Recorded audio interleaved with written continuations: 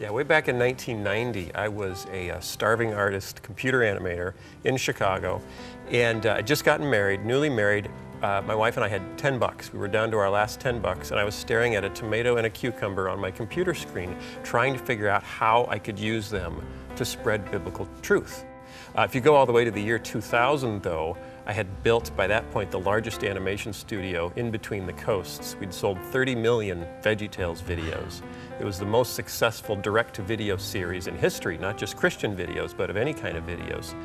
I was amazed that all my dreams were coming true. What I wanted to do for God, my dream to build what I thought could be, a Christian Disney. It was all coming true. Unfortunately, on the inside of the company, everything was starting to fall apart. We spent too much, we grew too fast, we made some bad sales projections. We ended up in a lawsuit with a former distributor who said we'd breached a verbal agreement. A year later, the lawsuit was overturned, but in the meantime, we lost. Every character I'd created, every song I'd written, every story I had told get packed up in a box and sold to the highest bidder. And I could not figure out why God would let that happen.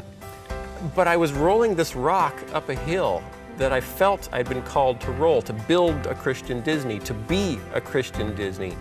And what God pointed out to me was that He didn't call me to do that. He really called me to tell the stories that He laid on my heart. God didn't let it fall apart because He didn't love me. He let it fall apart because He loved me so much. And He didn't want to see me in that shape. What I discovered is I had made the work I was doing for God more important to me than my relationship with God.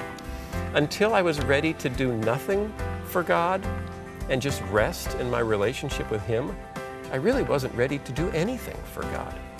And I realized that if I'm a Christian, if I've given Christ lordship of my life, where I am in 20 years is none of my business. Where I am in 5 years is none of my business. Where I am tomorrow is none of my business. The only thing that is my business is, what has He asked me to do today, and am I doing it? Am I walking with Him? Am I sharing His love with every person I encounter, including the girl who's bagging my groceries at the grocery store?